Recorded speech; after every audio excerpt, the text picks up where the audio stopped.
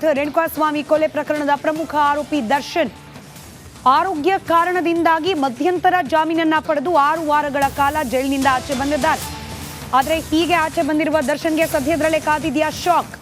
ಪೊಲೀಸರ ನಡೆಯಿಂದ ದರ್ಶನ್ಗೆ ಮತ್ತೊಂದು ಬಿಗ್ ಶಾಕ್ ಎದುರಾಗಲಿದೆಯಾ? ಇಂಥದ್ದೊಂದು ಅನುಮಾನ ಇದೀಗ ಪೊಲೀಸರ ನಡೆಯಿಂದ ಕಾಡೋಕೆ ಪ್ರಾರಂಭ ಆಗಿದೆ.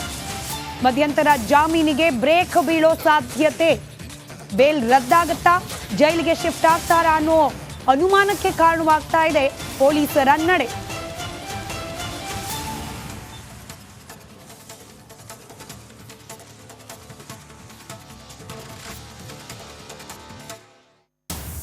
ಆರು ವಾರಗಳ ಕಾಲ ಮಧ್ಯಂತರ ಜಾಮೀನಿನ ಮೇಲೆ ಜೈಲಿನಿಂದ ಹೊರಗಿದ್ದಾರೆ ದರ್ಶನ್. ಹೀಗಿರುವ ಬೇಲ್ ರದ್ದಾಗೋ ಸಾಧ್ಯತೆಗಳು ಕಂಡು ಬರ್ತಾ ಇದೆ ಪೊಲೀಸರ ನಡೆಯಿಂದಾಗಿ. ಆ ಮೂಲಕ ಕೊಲೆ ಪ್ರಕರಣದ ಆರೋಪಿ ದರ್ಶನ್ಗೆ ಮತ್ತೊಂದು ಬಿಗ್ ಶಾಕ್ ಅತಿ ಶೀಘ್ರದಲ್ಲಿ ಎದುರಾಗಲಿದೆಯಾ ಅನ್ನೋ ಅನುಮಾನ ದಟ್ಟವಾಗ್ತಾ ಇದೆ. ಬೇಲ್ ರದ್ದಾದ್ರೆ ಮತ್ತೆ ಬಳ್ಳಾರಿಯ ಕೇಂದ್ರ ಕಾರಾಗೃಹಕ್ಕೆ ಶಿಫ್ಟ್ ಆಗಲೇಬೇಕು, ಅನಿವಾರ್ಯ.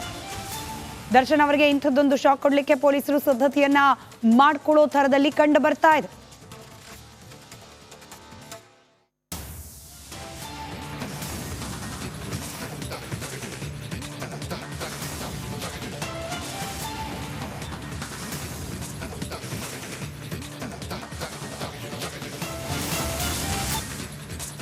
ಮಧ್ಯಂತರ ಬೇಲ್ ವಿರುದ್ಧ ಸುಪ್ರೀಂ ಕೋರ್ಟ್ಗೆ ಮೇಲ್ಮನವಿಯನ್ನ ಸಲ್ಲಿಸಲಿಕ್ಕೆ ಪೊಲೀಸರು ನಿರ್ಧರಿಸಿದ್ದಾರೆ.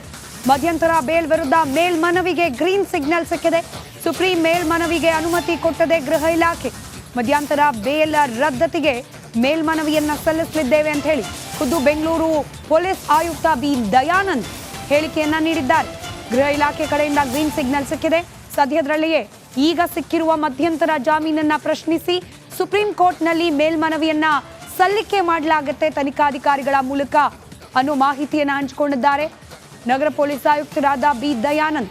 ಹೈಕೋರ್ಟ್ ಮಧ್ಯಂತರ ಜಾಮೀನು ನೀಡಿದೆ, ಆದರೆ ಇದನ್ನ ಪ್ರಶ್ನಿಸಿ ಮೇಲ್ಮನವಿಯನ್ನ ಸಲ್ಲಿಸಲಿದ್ದೇವೆ ಅನ್ನೋ ಹೇಳಿಕೆಯನ್ನ ನೀಡಿದ್ದಾರೆ. ಆ ಮೂಲಕ ದರ್ಶನ್ಗೆ ಅತಿ ಶೀಘ್ರದಲ್ಲೇ ಮತ್ತೊಂದು ಕಾನೂನಾತ್ಮಕ ಸಂಕಷ್ಟ ಎದುರಾಗುವ ಸಾಧ್ಯತೆ ದಟ್ಟವಾಗ್ತಾ ಇದೆ. ರೇಣುಕಾಸ್ವಾಮಿ ಕೊಲೆ ಪ್ರಕರಣಕ್ಕೆ ಸಂಬಂಧಪಟ್ಟ ಹಾಗೆ ಏನು ಒಬ್ಬ ಪ್ರಮುಖ ಆರೋಪಿಗೆ ಇಂಟರಿಮ್ ಬೇಲ್ ಕೊಡಲಾಗಿತ್ತು. ಅದಕ್ಕೆ ಸಂಬಂಧಪಟ್ಟ ಹಾಗೆ ಸರ್ವೋಚ್ಚ ನ್ಯಾಯಾಲಯದಲ್ಲಿ ಅಪೀಲನ್ನು ಸಲ್ಲಿಸಲಿಕ್ಕೆ ಸರ್ಕಾರದಿಂದ ಅನುಮತಿ ಸಿಕ್ಕಿದೆ. ಅದರ ಅಪೀಲನ್ನು ನಾವು ಎಲ್ಲ ಕ್ರಮಗಳನ್ನು ಅನುಸರಿಸಿ ಸರ್ವೋಚ್ಚ ನ್ಯಾಯಾಲಯದಲ್ಲಿ ಫೈಲ್ ಮಾಡಲಿದ್ದೇವೆ. ರೇಣುಕಾಸ್ವಾಮಿ ಕೊಲೆ ಪ್ರಕರಣಕ್ಕೆ ಸಂಬಂಧಪಟ್ಟ ಹಾಗೆ ಏನು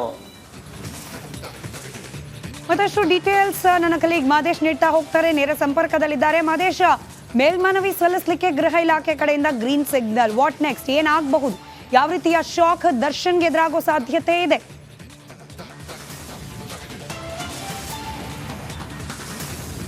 ಮಧ್ಯಂತರ ಜಾಮೀನು ಪಡೆದು ಚಿಕಿತ್ಸೆ ಪಡೆಯುತ್ತಿರುವಂತಹ ನಟ ದರ್ಶನ್ಗೆ ಮತ್ತೆ ಶಾಕ್ ಎದುರಾಗಿದೆ. ಯಾಕಂದರೆ 6 ವಾರಗಳ ಮಧ್ಯಂತರ ಜಾಮೀನು ಪಡೆದಿರುವಂತಹ ದರ್ಶನ್ ಮತ್ತೆ 6 ವಾರಗಳ ಮುಂಚೆ ಮತ್ತೆ ಜೈಲಿಗೆ ಹೋಗುವಂಥ ಎಲ್ಲ ಸಾಧ್ಯತೆಗಳಿದೆ. ಯಾಕಂದರೆ ಪೊಲೀಸ್ ಇಲಾಖೆಯಿಂದ ಮಧ್ಯಂತರ ಜಾಮೀನು ಅರ್ಜಿಯನ್ನು ರದ್ದತಿಗೆ ಅಂದರೆ ಆ ಒಂದು ಅರ್ಜಿಯನ್ನು ಪ್ರಶ್ನಿಸಿ ಮೇಲ್ಮನವಿ ಸಲ್ಲಿಸೋದಕ್ಕೆ ಎಲ್ಲ ರೀತಿಯಾದಂಥ ಸಿದ್ಧತೆಗಳನ್ನು ಮಾಡಿಕೊಳ್ಳುವಂಥ ಕೆಲಸವನ್ನು ಮಾಡಿದ್ದಾರೆ. ಆರ್ಡರ್ ಕಾಪಿಯನ್ನು ನೋಡಿದಂಥ ಸಂದರ್ಭದಲ್ಲಿ ಪೊಲೀಸರು ಪರಿಶೀಲನೆ ಮಾಡಿದಂಥ ಸಂದರ್ಭದಲ್ಲಿ ಒಂದಷ್ಟು ಅಂಶಗಳನ್ನು ಅಲ್ಲಿ ಗಮನಿಸಿ ಜಾಮೀನು ರದ್ದತಿ ಮಾಡೋದಕ್ಕೆ ಅಂತೇಳಿ ಸುಪ್ರೀಂ ಕೋರ್ಟ್ಗೆ ಹೋಗೋದಕ್ಕೆ ಎಲ್ಲ ರೀತಿಯಾದಂಥ ಸಿದ್ಧತೆ ಮಾಡಿಕೊಂಡಿದ್ರು. ಮೇಲ್ಮನವಿ ಸಲ್ಲಿಸೋದಕ್ಕೆ ಪ್ರಮುಖವಾಗಿ ಗೃಹ ಇಲಾಖೆಯಿಂದ ಅನುಮತಿ ಬೇಕಾಗಿರುತ್ತೆ. ಹೀಗಾಗಿ ಗೃಹ ಇಲಾಖೆಗೆ ಮನವಿ ಮಾಡುವಂಥ ಕೆಲಸವನ್ನು ಪೊಲೀಸರು ಮಾಡಿದ್ರು. ಈಗ ಗೃಹ ಇಲಾಖೆಯಿಂದ ಅನುಮತಿ ಸಿಕ್ಕಿದೆ, ಮೇಲ್ಮನವಿ ಸಲ್ಲಿಸಬಹುದು ಅಂತೇಳಿ. ಅಲ್ಲದೆ ಸರ್ಕಾರದ ಪರವಾಗಿ ರಘುಪತಿ ಎಂಬುವರನ್ನು ಈಗಾಗಲೇ ಅಡ್ವೊಕೇಟ್ಗಳನ್ನು ಕೂಡ ನೇಮಕ ಮಾಡುವಂಥ ಕೆಲಸವನ್ನು ಮಾಡಲಾಗಿದೆ. ಕೇಸಿಗೆ ಸಂಬಂಧಪಟ್ಟಂತೆ ಸುಪ್ರೀಂ ಕೋರ್ಟ್ಗೆ ಅರ್ಜಿಯನ್ನು ಸಲ್ಲಿಸೋದಕ್ಕೆ ಏನೆಲ್ಲ ಪ್ರೊಸೀಜರ್ ಆಗಬೇಕು ಆ ಒಂದು ನಿಟ್ಟಿನಲ್ಲಿ ಒಂದು ಲೀಗಲ್ ಟೀಮ್ ಎಲ್ಲ ರೀತಿಯಾದಂಥ ಕೆಲಸಗಳನ್ನು ಮಾಡ್ತಿದೆ. ಇಲ್ಲಿವರೆಗೂ ಆಗಿರುವಂಥ ತನಿಖೆ ರಿಪೋರ್ಟ್ ಆಗಿರ್ಬೋದು, ಜಾಮೀನು ಅರ್ಜಿಗಳಾಗಿರ್ಬೋದು, ಈಗಾಗಲೇ ಇಂಟರಿಮ್ ಬೇಲ್ ಏನು ಬಂದಿದೆ ಆ ಒಂದು ಆದೇಶ ಆಗಿರ್ಬೋದು, ಎಲ್ಲವನ್ನು ಕೂಡ ಫೈಲ್ ಮಾಡಿಕೊಂಡು ಸುಪ್ರೀಂ ಕೋರ್ಟ್ಗೆ ನೀಡುವಂಥ ಕೆಲಸವನ್ನು ಮಾಡ್ತಾರೆ. ಮುಂದಿನ ಹಂತದಲ್ಲಿ ಇಲ್ಲಿ ಏನೆಲ್ಲ ಹೈಕೋರ್ಟ್ಗೆ ಒಂದಷ್ಟು ಅಂಶಗಳನ್ನು ಪ್ರಸ್ತಾಪ ಮಾಡಲಾಗಿತ್ತು, ಜೊತೆಗೆ ಇಲ್ಲಿವರೆಗೂ ನಡೆದಿರುವಂಥ ರಿಪೋರ್ಟ್ಗಳನ್ನು ಹೈಕೋರ್ಟ್ಗೆ ಸಬ್ಮಿಟ್ ಮಾಡಲಾಗಿತ್ತು. ಅವೆಲ್ಲವನ್ನು ಕೂಡ ಅಲ್ಲಿನ ಭಾಷೆಗೆ ಅಂದರೆ ಇಂಗ್ಲೀಷ್ ಭಾಷೆಗೆ ಎಲ್ಲವನ್ನು ಕೂಡ ಕನ್ವರ್ಟ್ ಮಾಡಿ ಸುಪ್ರೀಂ ಕೋರ್ಟ್ಗೆ ಸಲ್ಲಿಸುವಂಥ ಕೆಲಸವನ್ನು ಸರ್ಕಾರದ ಪರ ವಕೀಲರು ಮಾಡಬೇಕಾಗುತ್ತೆ. ರಘುಪತಿ ಅವರಿಗೆ ಈಗಾಗಲೇ ಈ ಒಂದು ಕೇಸಿಗೆ ಸಂಬಂಧಪಟ್ಟಂತೆ ಏನೆಲ್ಲ ಮಾಹಿತಿಗಳನ್ನು ನೀಡಬೇಕು, ಕೇಸ್ ಕೇಸ್ ಫೈಲ್ಗೆ ಸಂಬಂಧಪಟ್ಟಂತೆ ಎಲ್ಲವನ್ನು ಕೂಡ ಪೊಲೀಸರಿಂದ ಅವರಿಗೆ ರವಾನೆ ಮಾಡುವಂಥ ಕೆಲಸವನ್ನು ಮಾಡುತ್ತೆ. ಅದಾದ ಮೇಲೆ ಆ ಒಂದು ಪ್ರೊಸೀಜರ್ಗಳು ಏನಾಗುತ್ತೆ ಅಂದರೆ ಸುಪ್ರೀಂ ಕೋರ್ಟ್ನಲ್ಲಿ ಇಂಗ್ಲೀಷ್ ಭಾಷೆಗೆ ಎಲ್ಲ ಕೇಸ್ ಡೀಟೇಲ್ಸ್ಗಳನ್ನ ಅನುವಾದ ಮಾಡಿ ಮುಗಿಸಿದ ಮೇಲೆ ಅಲ್ಲಿ ಒಂದಷ್ಟು ಕಾನೂನು ಪ್ರೊಸೀಜರ್ಗಳು ನಡೆಯುತ್ತೆ. ಅದಾದಮೇಲೆ ಸುಪ್ರೀಂ ಕೋರ್ಟ್ನಲ್ಲಿ ಅರ್ಜಿ ಹಾಕುವಂಥ ಕೆಲಸವನ್ನು ಮಾಡ್ತಾರೆ. ಅದಾದಮೇಲೆ ಒಂದಷ್ಟು ಅಂಶಗಳನ್ನು ಪ್ರಮುಖವಾಗಿ ಮುಂದಿಟ್ಕೊಂಡು ದರ್ಶನ್ಗೆ ಮಧ್ಯಂತರ ಜಾಮೀನನ್ನು ರದ್ದು ಮಾಡಬೇಕಂತೇಳಿ ಮನವಿಯನ್ನು ಸಲ್ಲಿಸುವಂಥ ಕೆಲಸವನ್ನು ಮಾಡ್ತಾರೆ. ಎಲ್ಲೊಂದು ಕಡೆ ಇದು ಆದಷ್ಟು ಬೇಗ ಏನಾದರೂ ನಡೆದ್ರೆ 6 ವಾರಗಳ ಕಾಲ ಚಿಕಿತ್ಸೆ ಪಡಿಬೇಕು ಅಂತೇಳಿ ದರ್ಶನ್ ಏನಾದರೂ ಮಧ್ಯಂತರ ಜಾಮೀನನ್ನು ಪಡೆದಿದ್ದಾರೆ.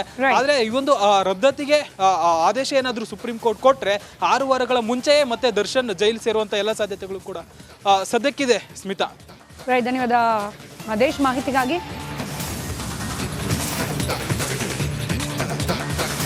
ರೇಣುಕಾಸ್ವಾಮಿ ಕೊಲೆ ಪ್ರಕರಣದ ಪ್ರಮುಖ ಆರೋಪಿ ದರ್ಶನ್ ಆರೋಗ್ಯ ಕಾರಣದಿಂದಾಗಿ ಮಧ್ಯಂತರ ಜಾಮೀನನ್ನ ಪಡೆದು 6 ವಾರಗಳ ಕಾಲ ಜೈಲಿನಿಂದ ಆಚೆ ಬಂದಿದ್ದಾರೆ.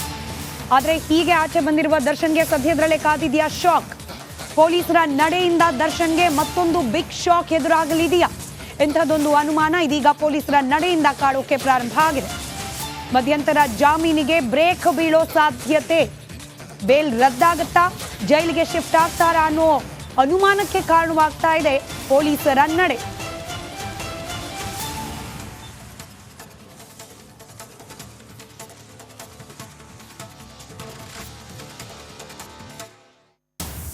ಆರು ವಾರಗಳ ಕಾಲ ಮಧ್ಯಂತರ ಜಾಮೀನಿನ ಮೇಲೆ ಜೈಲಿನಿಂದ ಹೊರಗಿದ್ದಾರೆ ದರ್ಶನ್.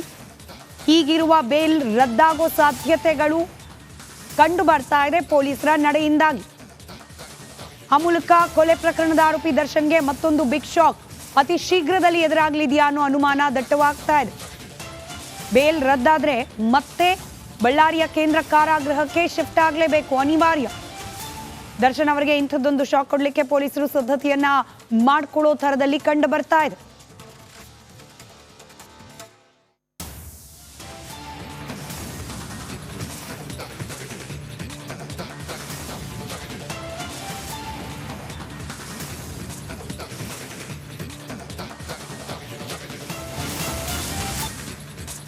ಮಧ್ಯಂತರ ಬೇಲ್ ವಿರುದ್ಧ ಸುಪ್ರೀಂ ಕೋರ್ಟ್ಗೆ ಮೇಲ್ಮನವಿಯನ್ನ ಸಲ್ಲಿಸಲಿಕ್ಕೆ ಪೊಲೀಸರು ನಿರ್ಧರಿಸಿದ್ದಾರೆ. ಮಧ್ಯಂತರ ಬೇಲ್ ವಿರುದ್ಧ ಮೇಲ್ಮನವಿಗೆ ಗ್ರೀನ್ ಸಿಗ್ನಲ್ ಸಿಕ್ಕಿದೆ. ಸುಪ್ರೀಂ ಮೇಲ್ಮನವಿಗೆ ಅನುಮತಿ ಕೊಟ್ಟದೆ ಗೃಹ ಇಲಾಖೆ. ಮಧ್ಯಂತರ ಬೇಲ್ ರದ್ದತಿಗೆ ಮೇಲ್ಮನವಿಯನ್ನ ಸಲ್ಲಿಸಲಿದ್ದೇವೆ ಅಂತ ಹೇಳಿ ಖುದ್ದು ಬೆಂಗಳೂರು ಪೊಲೀಸ್ ಆಯುಕ್ತ ಬಿ ದಯಾನಂದ್ ಹೇಳಿಕೆಯನ್ನ ನೀಡಿದ್ದಾರೆ. ಗೃಹ ಇಲಾಖೆ ಕಡೆಯಿಂದ ಗ್ರೀನ್ ಸಿಗ್ನಲ್ ಸಿಕ್ಕಿದೆ. ಸದ್ಯದಲ್ಲಿಯೇ ಈಗ ಸಿಕ್ಕಿರುವ ಮಧ್ಯಂತರ ಜಾಮೀನನ್ನ ಪ್ರಶ್ನಿಸಿ ಸುಪ್ರೀಂ ಕೋರ್ಟ್ನಲ್ಲಿ ಮೇಲ್ಮನವಿಯನ್ನ ಸಲ್ಲಿಕೆ ಮಾಡಲಾಗುತ್ತೆ ತನಿಖಾಧಿಕಾರಿಗಳ ಮೂಲಕ ಅನ್ನೋ ಮಾಹಿತಿಯನ್ನು ಹಂಚಿಕೊಂಡಿದ್ದಾರೆ ನಗರ ಪೊಲೀಸ್ ಆಯುಕ್ತರಾದ ಬಿ ದಯಾನಂದ್.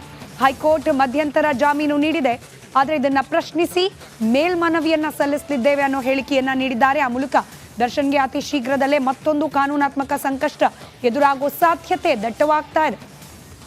ರೇಣುಕಾಸ್ವಾಮಿ ಕೊಲೆ ಪ್ರಕರಣಕ್ಕೆ ಸಂಬಂಧಪಟ್ಟ ಹಾಗೆ ಏನು ಒಬ್ಬ ಪ್ರಮುಖ ಆರೋಪಿಗೆ ಇಂಟರಿಮ್ ಬೇಲ್ ಕೊಡಲಾಗಿತ್ತು. ಅದಕ್ಕೆ ಸಂಬಂಧಪಟ್ಟ ಹಾಗೆ ಸರ್ವೋಚ್ಚ ನ್ಯಾಯಾಲಯದಲ್ಲಿ ಅಪೀಲನ್ನು ಸಲ್ಲಿಸಲಿಕ್ಕೆ ಸರ್ಕಾರದಿಂದ ಅನುಮತಿ ಸಿಕ್ಕಿದೆ. ಅದರ ಅಪೀಲನ್ನು ನಾವು ಎಲ್ಲ ಕ್ರಮಗಳನ್ನು ಅನುಸರಿಸಿ ಸರ್ವೋಚ್ಚ ನ್ಯಾಯಾಲಯದಲ್ಲಿ ಫೈಲ್ ಮಾಡಲಿದ್ದೇವೆ.